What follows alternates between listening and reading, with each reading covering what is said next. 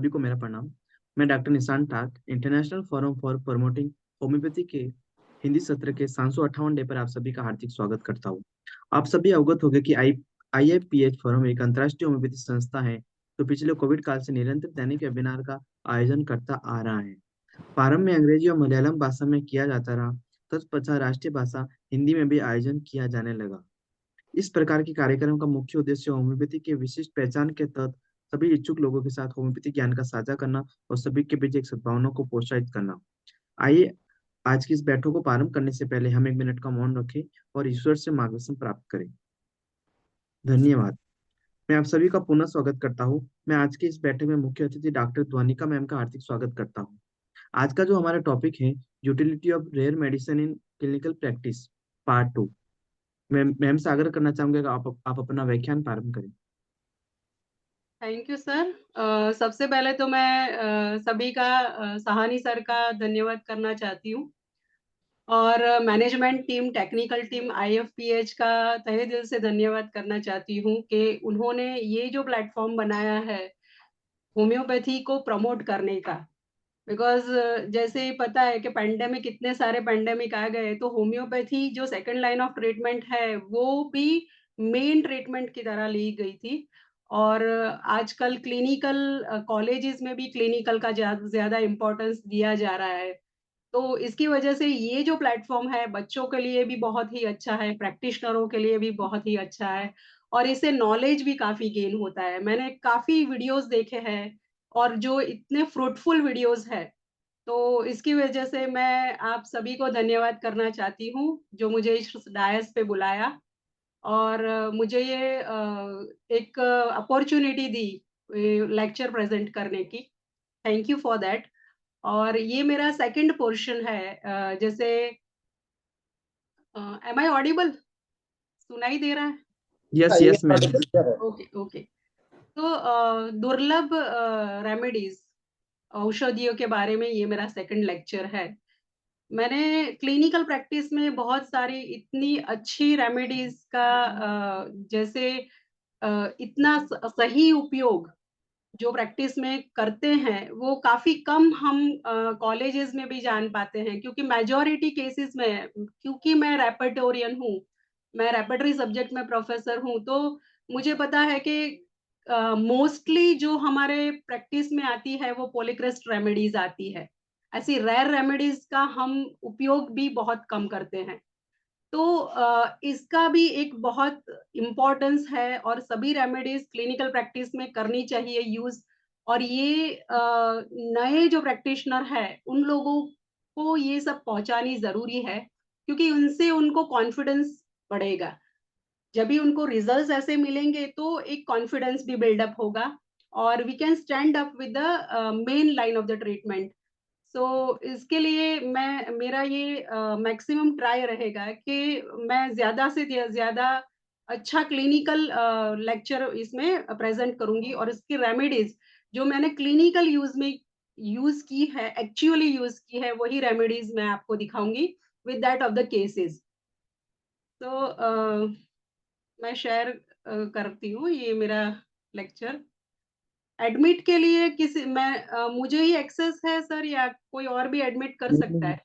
हम कर लेंगे कर अच्छा, लेंगे आप कर लेंगे कर मैम। लो। हाँ, आप एडमिट नहीं करेंगे, हम लोग अच्छा, कर लेंगे, या आप हम ओके लोग डॉक्टर निशांत करेंगे और मैं कर लूंगा। Okay, thank you sir. My screen is visible to all? Yes. Okay. तो गन पाउडर की मैं बात करूं, गन पाउडर से स्टार्ट करती हूँ। लास्ट टाइम कुर्ची से मैंने क्लोज किया था लेक्चर। तो गन पाउडर जो है, मैंने मेरे यूजी के काल में हमारे जो सर हैं उनको यूज करते हुए देखा था। उसके बाद हमने भी प्रैक्टिस में वो यूज किया और इसका बहुत ही अच्छा रिजल्ट है। गन पाउडर में स्पेशली जब भी कोई इन्फेक्शन जो होता है वो बोन तक चला जाता है, अगर कोई बॉयल है और उसके एक्यूट है, एक्यूट बॉयल है और उसका जो पस है, तो पस का जो इन्फेक्शन है अगर वो बोन तक चला जाता है तो गन पाउडर बहुत ही अच्छा बेनिफिट, मतलब काम करती है उसमें। इसमें अगर सिलीशिया और हिपारसल्फ फेल हो जाए तो गन पाउडर यूज करना है। पर नैश साहब ने ऐसा भी लिखा है कि अगर सिलिशिया और हिपारसल्फ फेल हो जाए तो Myristica is one of the best remedy. So Myristica हमने यूज किया है, लेकिन गन पाउडर अगर एक्जिमा है, एक्जिमा डीपर लेवल पे है और उसे जो उसका क्यूटेनियस लेवल वो रीच कर दिया है with that of the going to that of the bone, nearer to the bone, तो ये गन पाउडर का बहुत ही अच्छा रोल है उसमें। एक एंटीसेप्टिक के जैसा भी रोल है, एब्सेसिस में भी वो काम आता है और एक्यूट इन्फेक्शंस में काम आता है। कोई भी ऐसा वुंड है जो कभी हील नहीं होता और हील होते होते टाइम लगता है। कई बार आपने देखे होंगे पेशेंट्स एक्जिमा के साथ आते हैं, उनको जल्दी हील नहीं होता है, 10 साल हो गए, 15 साल हो गए, वो एक्जिमा बढ़ता ही रहता है और वो भी पस्चुलर होता है, उसमें बहुत गंदी भी स्मेल आती है, ऑफेंसिव स्मेल आती है। तो इसके लिए gun powder is a best remedy. ऐसा एक लेजन ये गन पाउडर से ट्रीट किया गया है, इसको काफी था, ये थोड़ा थोड़ा ही अभी बचा है, पर इसको काफी लेजन था। तो एक जो पिक्चर मेरे क्लिनिक में से मिला, तो ये वाला बहुत ही अच्छा उसका रिजल्ट मिला है। दूसरा जो रेमेडी है, ये बहुत ही रेयर रेमेडी, मैंने मेरे यूजी में ये रेमेडी नहीं पढ़ी थी, पर जब भी केस आया उसके अकॉर्डिंगली तभी मैंने ये रेमेडी पढ़ी, साइप्रीपीडियम रेमेडी। साइप्रीपीडियम का मेन अफेक्शन जो है वो नर्वस सिस्टम पे है। ये स्पेशली चिल्ड्रंस में काम में आती है और साइप्रीपीडियम का एक बहुत ही अच्छा एक सिम्टम है सेरिब्रल हाइपरस्थेशिया, मीन्स कोई भी ऐसी एक्टिविटी जो बहुत ही ज्यादा सेंसिटिविटी के लेवल पे चला जाए, यानी जो भी सेंसेस है उसमें हाइपर ज्यादा होती है सेंसिटिविटी, तो अगर सेरिब्रल, अगर ब्रेन में भी है तो ब्रेन का स्टिम्युलस एक्टिविटी ज्यादा होती है, तो उसकी वजह से अगर कन्वर्जन्स आते हैं और ट्विचेस या सीजर्स होते हैं, तो उन चिल्ड्रंस में cypripedium is a best remedy, over stimulation of the brain. मुझे ये केस याद है, इसीलिए ये रेमेडी, केस की वजह से ये रेमेडी मुझे याद आ गई। ये केस था जिसमें हमने साइप्रीपीडियम दिया। वो चाइल्ड को रेयर डिजीज सिंड्रोम था, डैंडी वॉकर सिंड्रोम। नाम खाली नोट कर दीजिए और गूगल कर लीजिए। डैंडी वॉकर सिंड्रोम एक ऐसी जेनेटिक रेयर डिजीज है, 1000 बच्चों में से मुश्किल से 1 या 2 बच्चे उसको संक्रमित होते हैं, डैंडी वॉकर सिंड्रोम। इसमें जो मेड्यूला ऑब्लोंगेटा होता है, पीछे का जो ब्रेन का पोर्शन होता है, वही नहीं होता, मतलब genetically this is a genetic disease and वो पार्ट ही नहीं होता। तो उन बच्चों में जिसमें मेड्यूला ऑब्लोंगेटा का पार्ट नहीं होता, उनमें सीजर्स आते हैं और वो ये सारे चाइल्ड हैं, मतलब वो टोटली बेड रिडन ही था, ये बच्चा बेड रिडन था। उसके पेरेंट्स जब भी आए तभी उनको इनिशियली ये फेज था कि हर मतलब महीने महीनों तक उसको चाइल्ड को एडमिट रखना पड़ता था। क्यों? क्योंकि हर बार 2 या 3 दिन में सीजर्स आ जाते हैं, कन्वर्जन्स आ जाते हैं। तो अभी ये बहुत ही मुश्किल है, पापा और मम्मी दोनों वर्किंग है, पूरे टाइम चाइल्ड को नहीं दे सकते, एडमिट नहीं रख सकते। तो इन कंडीशन में वो लोग होम्योपैथ के मेरे पास आए और उन्होंने बोला कि ये सीजर्स खाली कंट्रोल हो जाए ऐसी कोई रेमेडी दो, हमको दो। तो तब ये साइप्रीपीडियम दिया था। साइप्रीपीडियम में जब भी वो स्टार्ट किया साइप्रीपीडियम में, तो उसका सीजर्स है, उसका जो स्पान था एवरी तीसरे दिन पे या दूसरे दिन पे आ जाता था, उसकी जगह वो 15 दिन फिर महीने ऐसे वो इलोंगेट होता गया। ये चाइल्ड ऐसे कि तो डॉक्टर ने कह दिया था कि जेनेटिक कंडीशन है, तो ये ज्यादा नहीं जी पाएगा, क्योंकि he was a bed ridden. तो भी ऐसे चाइल्ड लगभग 1 या 2 साल जीते हैं, उसकी जगह वो 8 साल तक वो जी पाया और तभी काफी बेटर कंडीशन थी, क्योंकि सीजर्स उसके बहुत ही मतलब चले गए थे ऑलमोस्ट। उसके बाद तो सीजर्स उसको 3 या 4 महीने पे एक बार आते थे। तो साइप्रीपीडियम इसीलिए वो मुझे एक बहुत ही अच्छा केस उसने सॉल्व करने में मदद किया। साइप्रिपेडियम बहुत ही अच्छी रेमेडी है इसकी वजह से। एक है सॉरी दूसरी मेडिसिन है वो है क्लोरल हाइड्रेटम। क्लोरल हाइड्रेटम यूजुअली हाइव्स के लिए यानी शीत पित्त अर्टिकेरिया बोलते हैं, अर्टिकेरिया में यूज होता है क्लोरलम हाइड्रेटम। ऐसे तो बहुत सारी ऐसी रेमेडीज है जो अर्टिकेरिया में यूज होती है। कोपाइवा भी है, हिस्टामिनम भी है, उसका भी मैं जिक्र करूंगी बाद में। पर ये इसलिए क्योंकि हर एक इंसान जो होम्योपैथी में मेडिसिन लेने के लिए आता है, अ, अगर उसको कोई पॉलीक्रेस्ट रेमेडी से नहीं, मतलब उसके ये हम फाइंड नहीं कर पाते, बहुत रेयर सिम्टम्स होते हैं, तो यूजुअली आई ट्राई कि ये जो रेयर रेमेडीज है उसमें या तो उसकी मोडालिटी मिल जाए या तो कोई उसके सिम्टम्स मिल जाए, मैच हो जाए। तो ये चीज लेके हम उसको सिम्टम सिमिलैरिटी पर मेडिसिन दे देते हैं। तो ऐसा ही एक पेशेंट, ये क्लोरेलम हाइड्रेट हम उसको दिया, मतलब वो इनिशियली 2-3 महीने आए, उनको ठीक नहीं हुआ। मैंने एपीज दिया, जो एंटीम क्रूड ऐसी सब रेमेडीज जो उनके पोलिक्रस्ट आ रही थी मैंने दे दी, पर उनसे उनको रिलीव नहीं हुआ। फिर से मैंने केस टेकिंग किया। केस टेकिंग करने के बाद एक बहुत ही अच्छी उन्होंने एक मोडालिटी खाली दी कि it aggravates from hot drink. Hot drink कोई भी अगर लेते हैं तो ये अर्टिकेरिया आ जाता है। तो ये केस, यस, ये उनका पिक्चर है।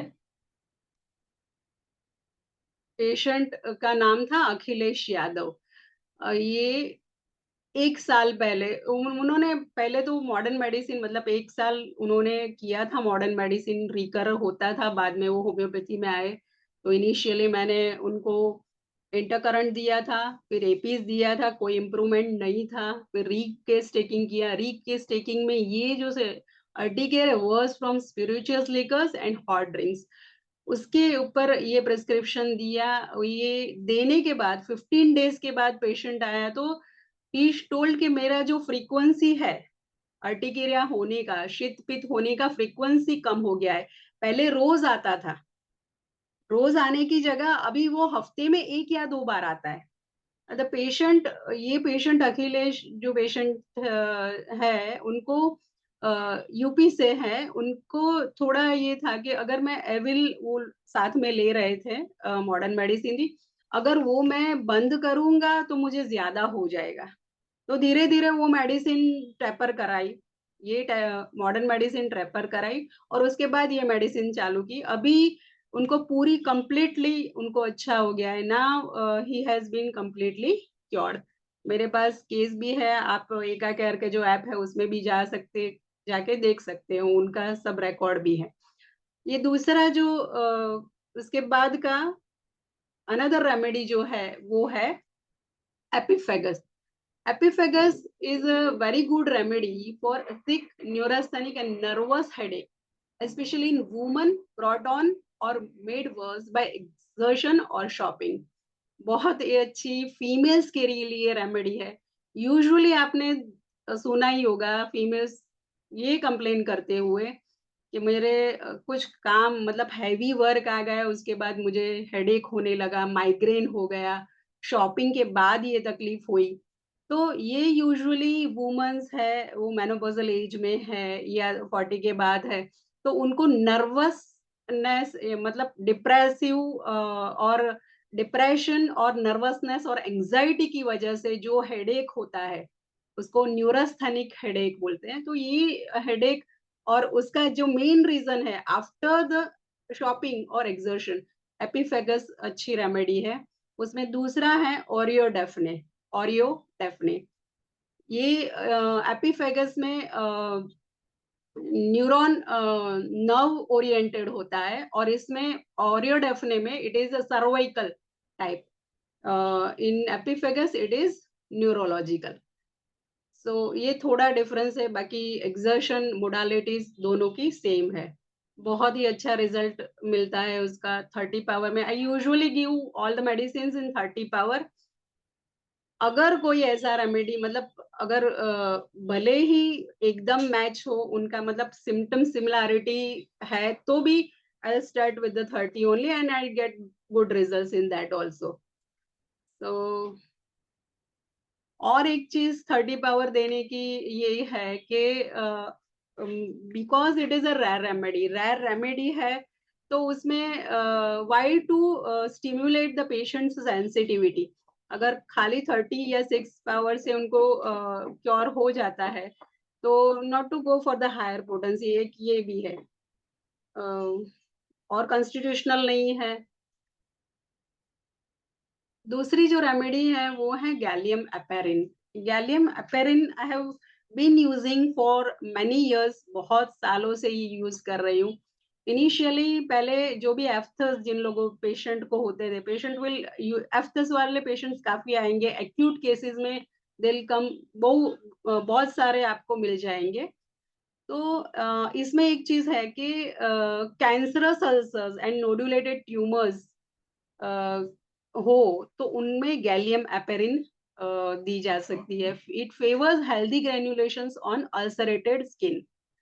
अब एक और रेमेडी जो है वो मतलब पोलिक्रस्ट रेमेडी है, merc cor. Usually merc cor पहले दी जाती थी, मैं बट बाद में जो गैलियम मैंने देने का शुरू किया तो वो जो मर्क कॉर और गैलियम मतलब जो एक्शन है मुझे मैंने 1-2 दिन में दिया तो gallium it will speed up the action, it will speed up the action. तो उसकी वजह से पेशेंट को जल्दी ठीक हो जाता है। गैलियम का एक चीज ये है, ये मैंने पेशेंट को दी थी, मैंने लाइकन में दी थी। अभी लाइकन में मैंने दी थी गैलियम। लाइकन क्या है? तो lichen is a part of a cancerous, if a lichen is not treated, वो बहुत लाइकन का it is a autoimmune, lichen एक ऑटो इम्यून है। काफी टाइम से वो ऐसे मतलब वो ट्रीट नहीं करते तो it may lead to a cancerous condition. So gallium is also for a ulcerated skin and cancerous ulcers. तो लाइकन अगर है, लाइकन वाले आपको विजिबल आपको दिखाई दे रहा है टंग में, देखो if I zoom it out, visible है। ये रिजल्ट 1 ही महीने में मिला था, 2 उसको लाइकन था। तो we have such wonderful remedies, बहुत अच्छी रेमेडीज है। तो राजस्थान का पेशेंट है ये, मंजुला बेन करके राजस्थान का पेशेंट, इसको खाली गैलियम एपेरिन ये मेडिसिन दिया है। सिम्टम्स में उनको बर्निंग टंग था, मतलब बर्निंग था ऑन टंग में, उसकी वजह से वो खाना नहीं खा पा रहे थे और कंटिन्यूअस अल्सर्स रिकरेंट होता था।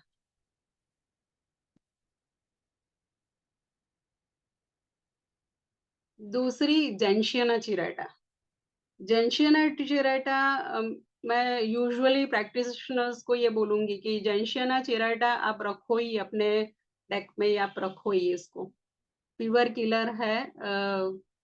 काफी बच्चों को मतलब छोटे बच्चे को भी हम ये जेंशियाना देते हैं। जेंशियाना इसीलिए क्योंकि बहुत हाई ग्रेड भी फीवर है, अगर हाई ग्रेड फीवर है और जेंशियाना दिया तो इसका एक ये है कि हिपेटोटॉक्सिक नहीं है, इसकी इफेक्ट हिपेटोटॉक्सिक नहीं है। अगर आप अदर दूसरी मेडिसिन दोगे तो उसमें you can't repeat that medicine. मतलब in modern medicine every antibiotic medicine that is to be given after 8 hours, मतलब 8 घंटे के बाद ही दूसरी आप रिपीट कर सकते हो। तो जेंशियानमा ये चीज नहीं है। और काफी बच्चों को मतलब कोई भी टाइप का फीवर हो, fever irrespective of any type, either pathological fever or it may be infective fever or any fever. So Gentiana chiarata, it works wonderfully. This all this I have given in mother tincture and also the 30 potency.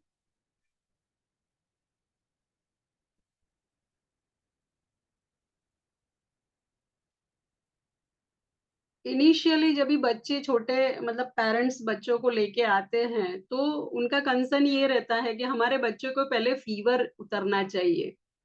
Fever fever specially उतारने के लिए initially ये देना ज़रूरी है। बाद में अगर फीवर 1-2 दिन होता है तो रिपोर्ट हम करवाते हैं और उसके अकॉर्डिंगली हम अगर टाइफाइड है तो बैप्टीशिया दिया और अगर जॉन्डिस है तो उसके अकॉर्डिंगली चलिडोनिम और दूसरा रेमेडी दिया।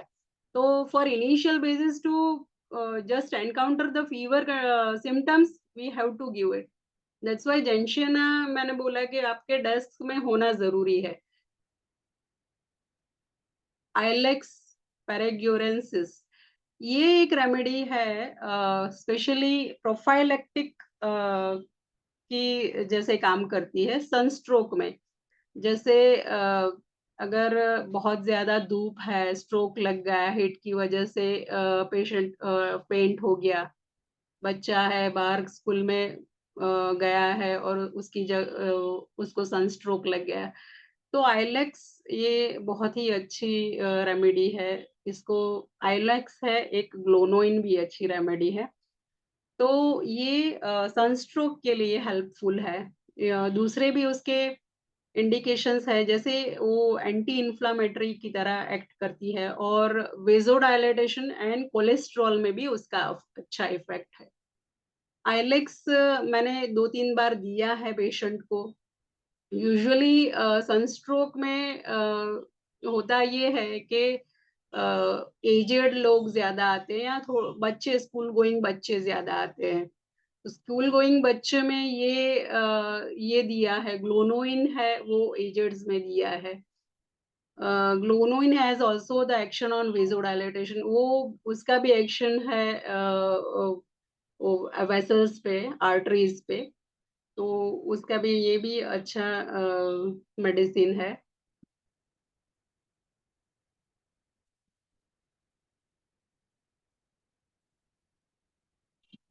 दूसरी एक दुर्लभ जो दवाई है वो है लेसिथिन। लेसिथिन मैंने बहुत सालों उसको यूज़ किया है क्योंकि फीमेल हूँ तो ज़्यादा पेशेंट्स फीमेल आते हैं। ऐसे फीमेल आते हैं इसमें एक चीज़ मैं बता दूँ कि अभी जब भी आप प्रैक्टिस करते हो and being a female females को ऐसा है कि अगर एक बार अच्छा हो गया आपको कोई भी कंडीशन आप अच्छा कर दिया है आपने उनका, तो वो दूसरी कंडीशन गायनेकोलॉजिकल कंडीशन या दूसरी भी कोई भी चीज़ है उसके लिए आएँगे। तो ये जो एक मेरा पेशेंट रेखा बेन करके अ, बहुत सालों से उनके बच्चे की दवाई लेते थे। जब भी उनको दूसरी प्रेग्नेंसी जब भी डिटेक्ट हुई, she was conceiving second time, तो उन्होंने गायनेक को ब मुझे बोलना पड़े कि आप गायनेक को दिखाने के लिए जाओ, आप प्राइमरी चेकअप करवाओ, दैट इज़ मैंडेटरी। प्रेगनेंसी का जो प्रेगनेंसी प्रोफाइल है, वो कराओ। तो शी वाज़ इंसिस्टिंग गायनेक के आप भी बोलो कि गायनेक कौन से गायनेक के पास जाओ। गायनेक जो है, उनसे भी कॉल करवाते थे कि नहीं-नहीं आप अपनी दो, आप होम्योपैथी मेडिसिन दो, जब भी प्रेगनेंसी कोई तकलीफ आएगी, प्रेगनेंसी आएगी मतलब जब भी डिलीवरी का जो फ़ेज़ आएगा तब आप उनको भेज देना। तो ये पेशेंट को लेसिथिन पूरे एंटीनेटल में खिलाई थी। उनको इनिशियली फर्स्ट प्रेगनेंसी में उनको ब्लड कम था। तो ये सेकंड प्रेगनेंसी में उनको कोई दिक्कत नहीं आई। फर्स्ट प्रेगनेंसी उनकी सीएस थी, सेकंड नॉर्मल हुई।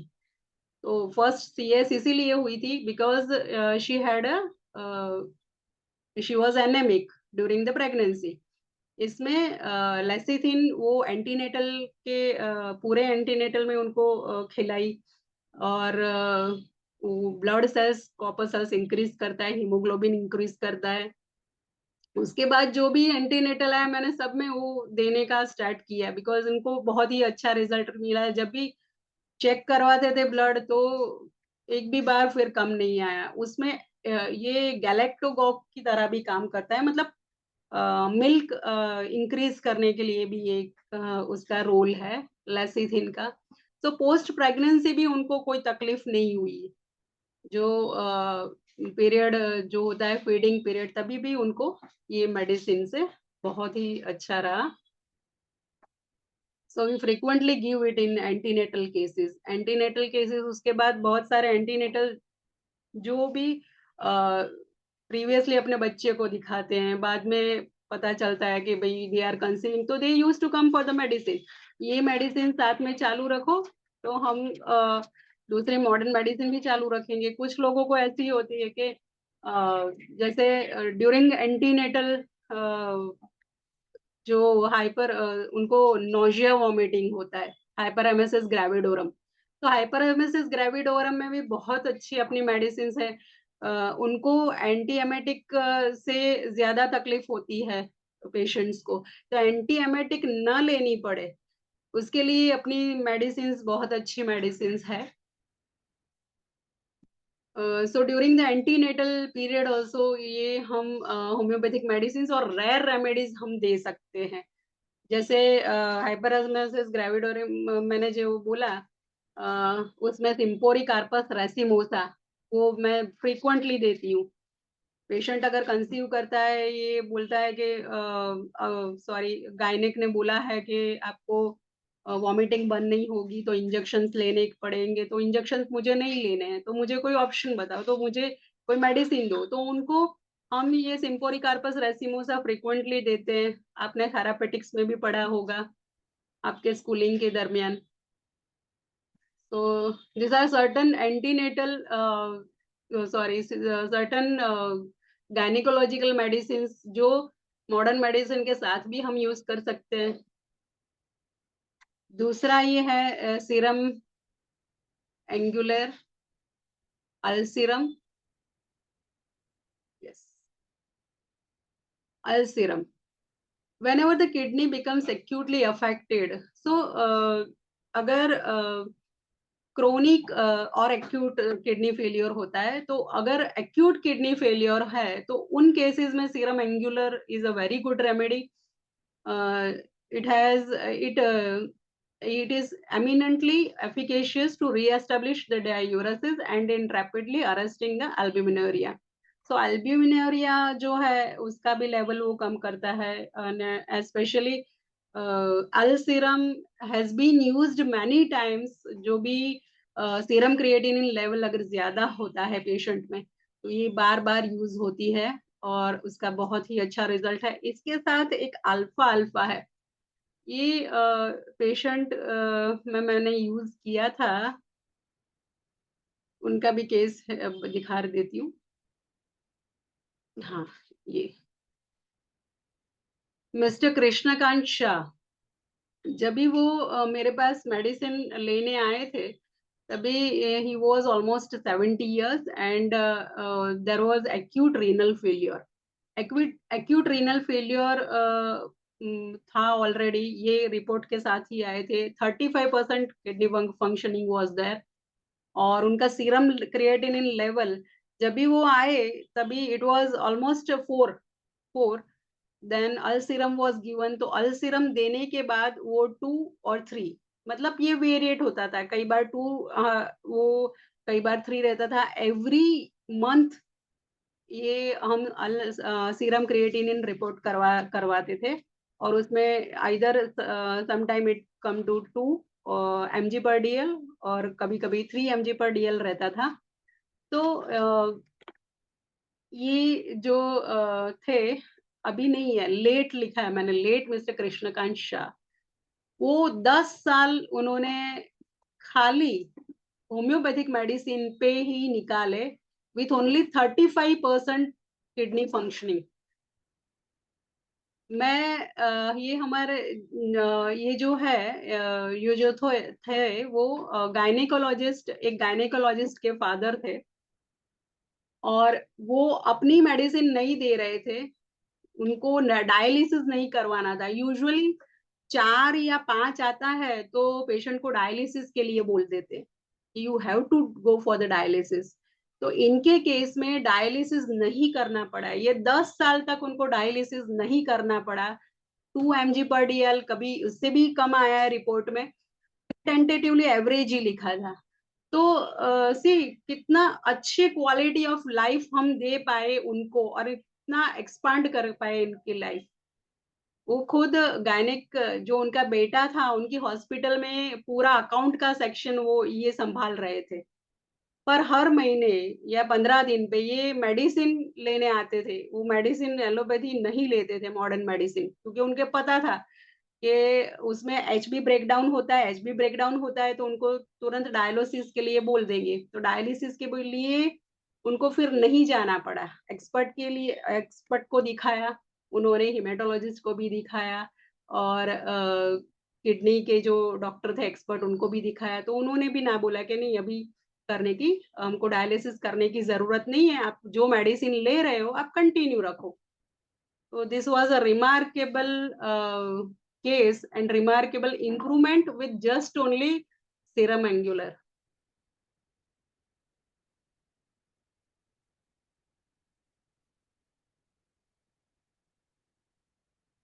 रिसिनस कॉम्युनस, अभी हमने बात की थी लेसिथिन की। लेसिथिन की in the female gynaecological conditions, तो सिमिलरली रिसिनस कॉम्युनस ये भी गायनिकोलॉजिकल कंडीशन के लिए है।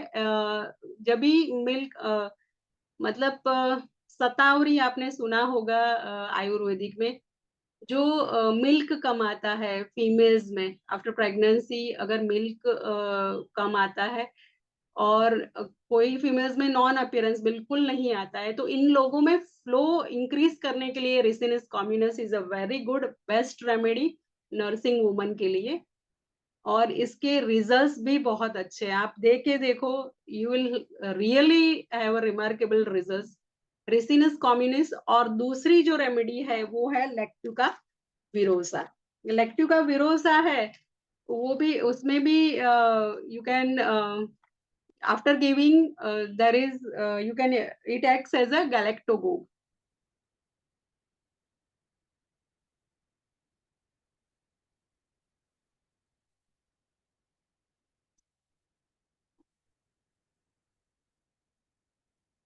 Same as Ricinus communis, लैक्टुका विरोसा।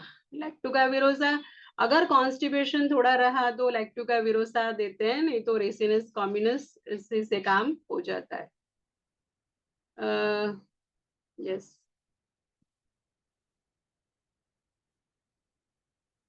दूसरी यस रेमेडी है, ये है यूरिक एसिड। यस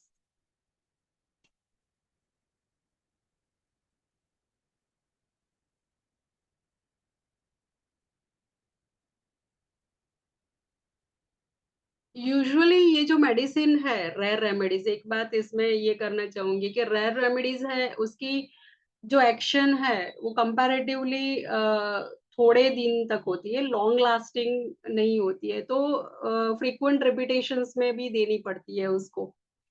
कई ऐसी रेमेडीज है जैसे लेक्टुका विरोसा है, तो we are giving it twice a day, क्योंकि उसकी एक्शन शॉर्ट है। डीप एक्टिंग रेमेडीज है, कॉन्स्टिट्यूशनल रेमेडी है, तो वो आप इनफ्रीक्वेंट दे सकते हो। रेयर रेमेडीज आपको जैसे अगर ऑन काउंटर मिले, मतलब आप ढूंढना चाहो, तो कई बार ऐसा होता है कि ये सब रेमेडीज आपको मार्केट में मिलना भी थोड़ा टफ रहता है। पर इसका मतलब हर एक कंपनी अपनी एक अलग ब्रांड जैसे मतलब बनाता है। जैसे कुछ रेमेडीज आपको सेंट जॉर्ज में मिली तो कुछ आपको हेपेडको में मिले। तो ऐसे कुछ हर एक कंपनी हर रेयर रेमेडीज बनाता है, ऐसा भी जरूरी नहीं है। दूसरी एक रेयर रेमेडी, ऐसे तो ये ऐसे कॉमन है बट रेयर इसलिए क्योंकि हमारे दिमाग में ये भी जल्दी आती नहीं है, uric acid. Uric acid uric acid ये रेमेडी मैंने बहुत सारी, मतलब ये मेरे लिए पोलिक रेस्ट है, दूसरों के लिए रेयर होगी, मेरे लिए ये पोलिक रेस्ट है। इसीलिए क्योंकि excess uric acid in the blood can lead to gout. ये गाउट के लिए बहुत अच्छी रेमेडी है। बोनिंगसन में अगर आप देखो तो गाउट का पूरा मतलब गाउटी डायथिसिस का ये पूरा मेंशन किया हुआ है। आप जो भी रेपर्टरीज में या तो आप देखोगे तो यूरिक एसिड आपको फ्रीक्वेंटली प्रिस्क्रिप्शन में नहीं मिलेगा।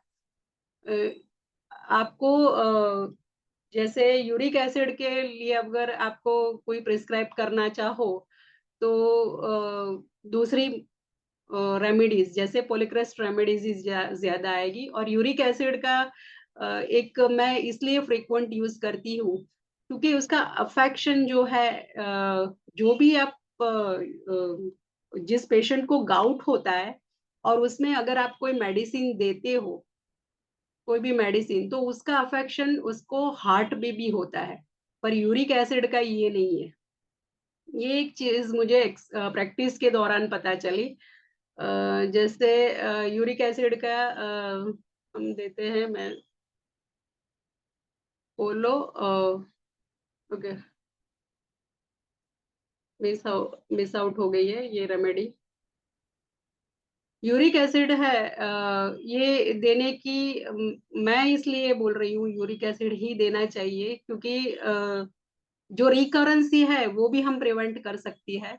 इसमें स्वेलिंग है, इन्फ्लामेशन है। और एक चीज ये है कि यूजुअली हमारे पास जो पेशेंट्स आते हैं यूरिक एसिड लेवल जिसका बड़ा होता है वो लोग जाइलोरिन लेके ही आते हैं ऑलरेडी।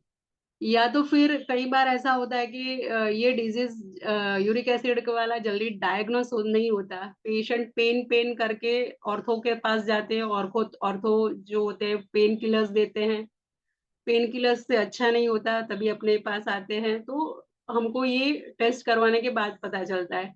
पर कई बार टेस्ट बिना टेस्ट के भी अगर खाली सिम्टम है और ये दे दिया तो भी उसका पेन चला जाएगा। At times I have done like that this के टेस्ट में नहीं आता है, अंडरलाइंग सब क्लिनिकल सिम्टम है टेस्ट में नहीं आता है, but you can give the medicine. उसको अगर ये सिम्टम्स है तो वो मेडिसिन आप दे सकते हो।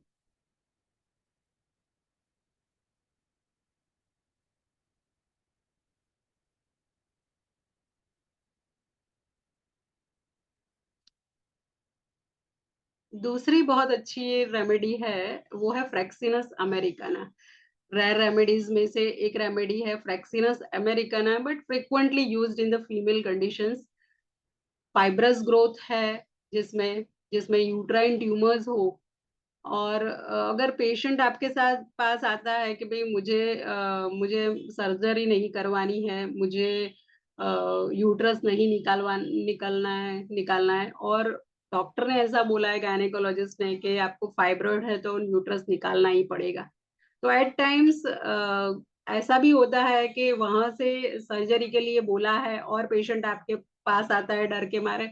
तो आपको क्या आंसर देना है? कई बार ऐसा होता है कि नहीं, डॉक्टर ने बोला है तो सही है, ऑपरेशन करवाना ही पड़ेगा उनको।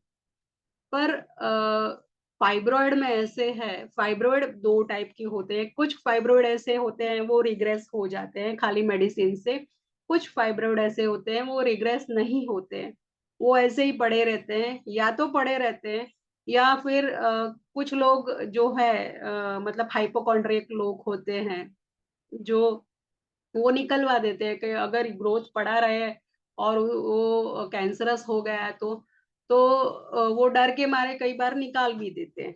और कई बार ऐसा भी होता है फाइब्रॉइड है, सिस्ट रिग्रेस हो जाता है, पर फाइब्रॉइड में वो ऐसा का ऐसा रहता है। पर जैसे मेनोपॉज आ जाता है तो उसके बाद फाइब्रॉइड अगर आप फिर से टेस्ट करवाओ तो फाइब्रॉइड नहीं दिखता है। दो मेडिकल बुक्स में ऐसा लिखा है, पर ये सब क्लिनिकल सिम्टम्स है, सब क्लिनिकल देखा है कि कई बार ऐसा होता है।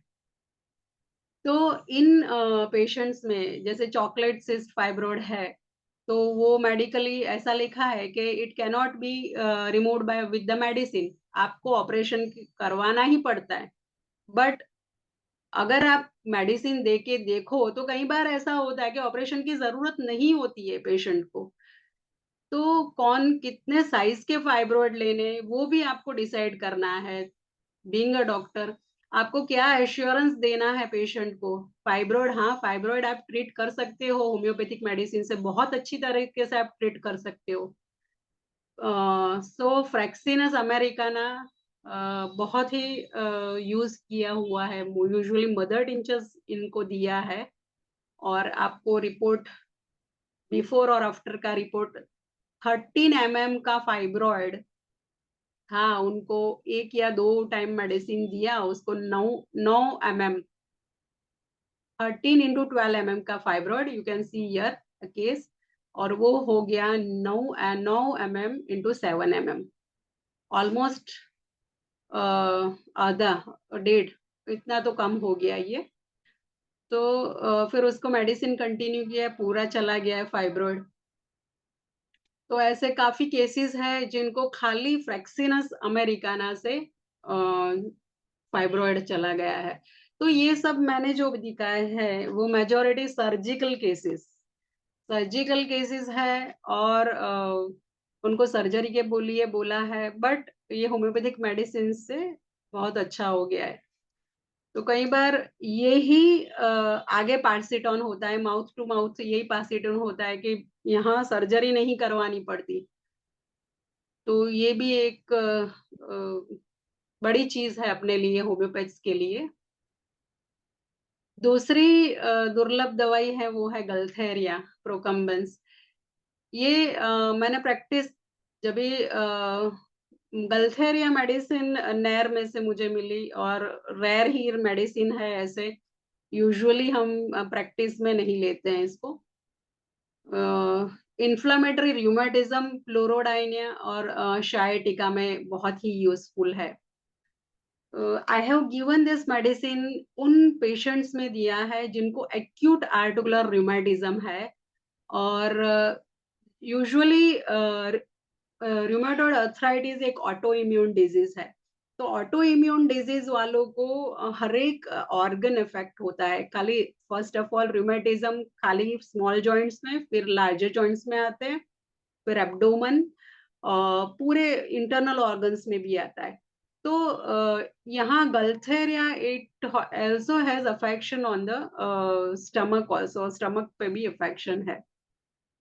यूजुअली गलथेरिया से बहुत सारे पेशेंट्स का जो HCQ चल रहा होता है, रूमेटोलॉजिस्ट ने HCQ स्टार्ट किया होता है।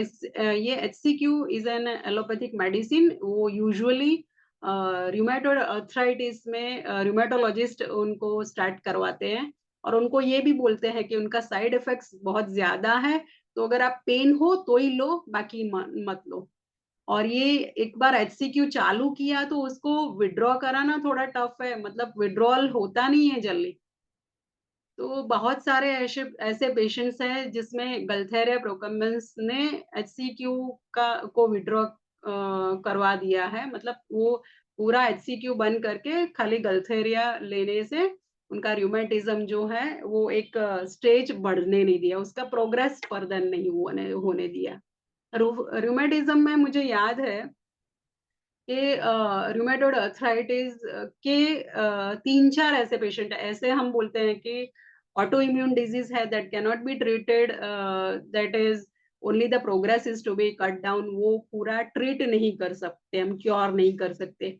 But homeopathy, thanks to homeopathy के काफी कुछ ऐसे केसेस है, जैसे एक दूसरे एक लेडी है, she is also wife of a allopathy doctor, and she used to come to me for rheumatoid arthritis। अभी वो बिल्कुल सिम्टम फ्री है, ये 5 साल पहले की बात है, अभी उनको rheumatoid arthritis का एक भी सिम्टम नहीं है।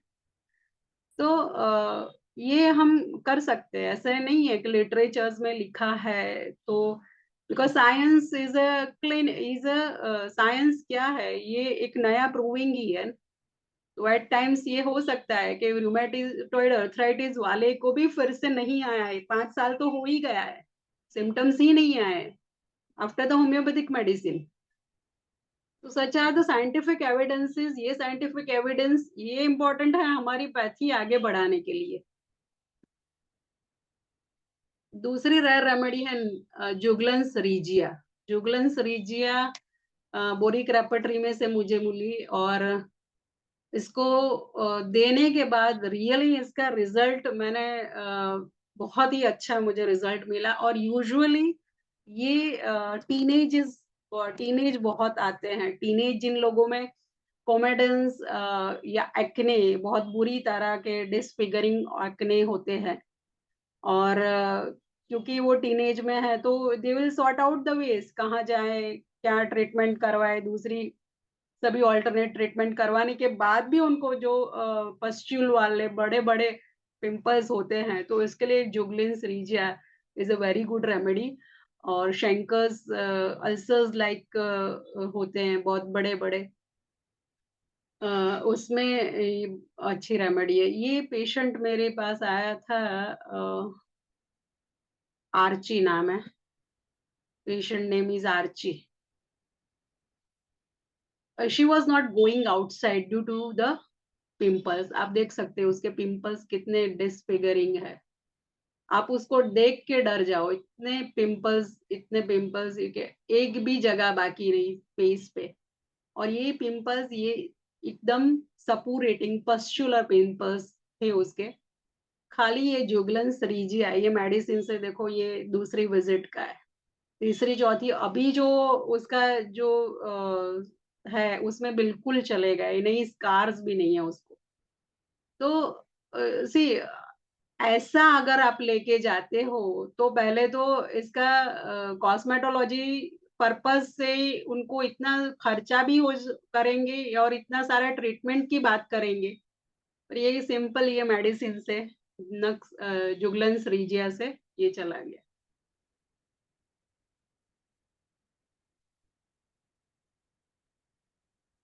दूसरी दुर्लभ मेडिसिन है, ये है एक्सरे।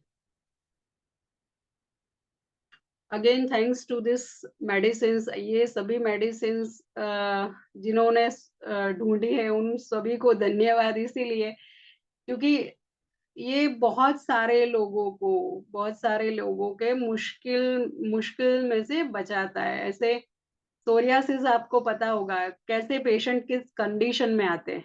सोरियासिस एक बच्ची, मुझे याद है ये केस एक्सरे का, जो बच्ची थी उसकी एज लगभग 7 इयर्स, पूरे बॉडी में सोरियासिस, गटेड सोरियासिस, पूरा स्किन निकलता था, पूरा स्किन उसको। She was not able to sit also, एकदम उसका फेस अगर देखा हो तो अपने डर जाए, इतना फेस सब में से उसको निकलता था ये। और दैट वाज उसमें स्वेलिंग भी थी, वो जो लेजन थे उसमें स्वेलिंग थी, इन्फ्लामेटरी फेज में वो चाइल्ड आया था। उसको एक्सरे के सिम्टम्स में it repeated exposure to roentgen has produced skin lesions often followed by cancer. So changes take place in blood vessel, lymphatics and bone marrow. Okay. ये sterility के लिए कभी यूज नहीं किया है, कैंसर्स के लिए यूज नहीं किया है, यूजुअली यूज किया है सोरियासिस के लिए ही।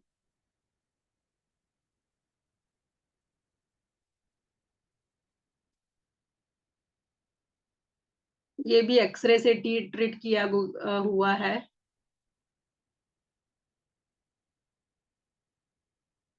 आप बिफोर आफ्टर का देख सकते हो लीजन हुआ it is.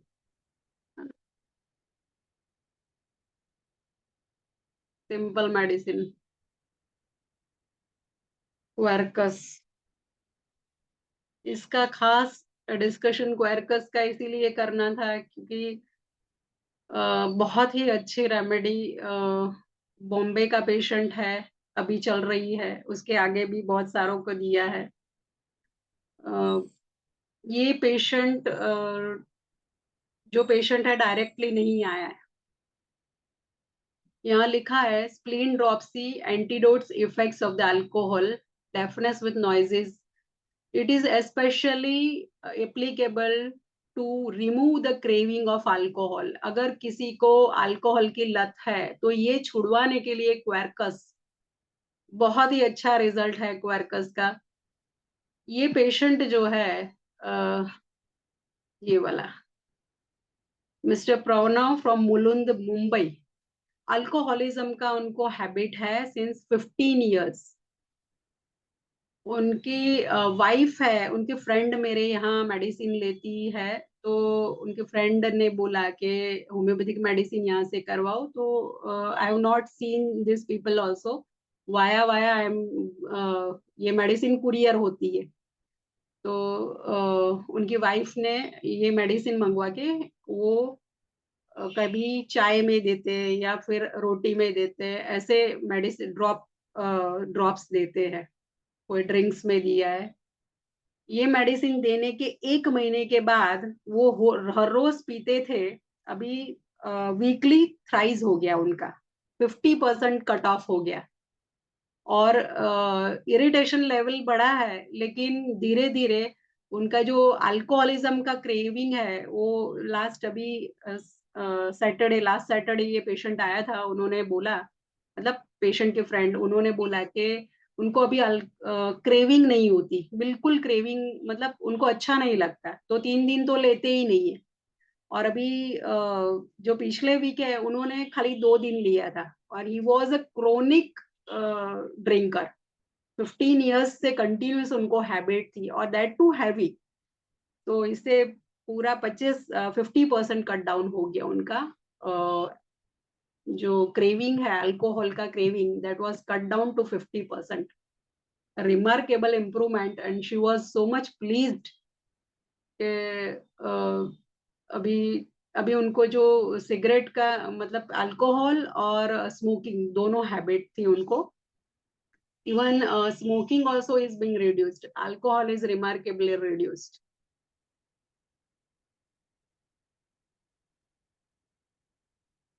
Needless to say, another important remedy is kukumchak. Kukumchak eczema treated like anything, ये eczema में बहुत ही अच्छा रिजल्ट्स इन्हें इसने दिया है। मतलब बहुत सारे ऐसे एक्जिमा जो प्रीवियसली जैसे ग्राफाइटिस, पेट्रोलियम, ये सब मेडिसिन जो इंडिकेटेड है, फिर भी उसे नहीं गया, उन कम चक से बहुत ही अच्छा उसका रिजल्ट मिला है। एक्जिमा जैसे अगर डिस्चार्ज हो, ज्यादा डिस्चार्ज हो, या long standing eczema, that is also being treated with that of the Skookumchuck. Gentry साहब ने दिया है होम्यो, पर इसका रिजल्ट बहुत अच्छा है।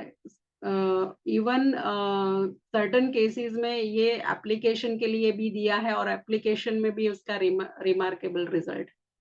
यूजुअली ओरली ज्यादा दिया है, पर एप्लीकेशन में भी उसका अच्छा result.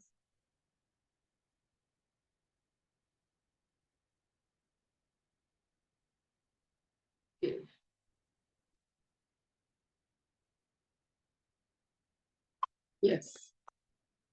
Another important remedy, ginseng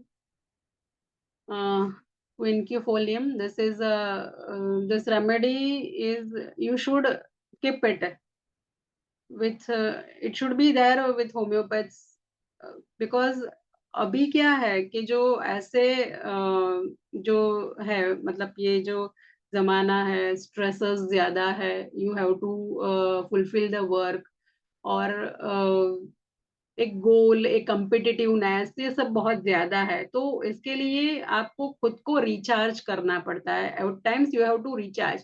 तो आपके पास पेशेंट्स कई बार आते हैं कि मैडम कुछ ऐसा एनर्जी जैसा, या मुझे अच्छा फील हो, ऐसा कोई रिजुविनेट करे, ऐसा कोई मेडिसिन है क्या?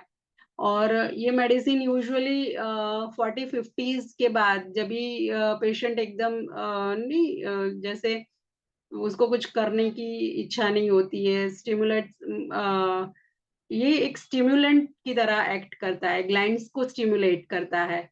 और लंबे को हो, शाइटिका हो, रिमेटिज्म हो, इस सभी में भी मदद करता है। जिनसेंग से आपको तरोताजा फील होता है। इट इज अ जिनसेंग एक फील गुड रेमेडी की तरह भी यूज होता है। आपने कहीं पढ़ा भी होगा, सुना भी होगा कि एंडोमॉर्फिन्स होते हैं, हैप्पी हॉर्मोन्स, तो हैप्पी हॉर्मोन्स, जैसे आप एक्सरसाइज करते हो, जैसे आप गाना सुनते हो, तो वो हो गया एक एक्टिविटी। बट अगर आपको रेमेडी लेनी है तो वो जिनसेंग है, ये आपने सुना होगा। तो it act as a happy hormone, part of a hormone. She was given ginseng. ये पूरा वीडियो है, अगर टाइम मिला तो ये वीडियो भी हम चलाएंगे। सुजाता जी का ये वीडियो है। और she was given ginseng. Ginseng से बहुत ही अच्छा उनको फेस में भी अच्छा रहा पूरा। उनको वर्टिगो ये सब था, वीकनेस लग रहा था, अच्छा नहीं, मतलब डिप्रेसिव जैसा लग रहा था, पूरे सिम्टम्स उनके लक्षण उनके चले गए।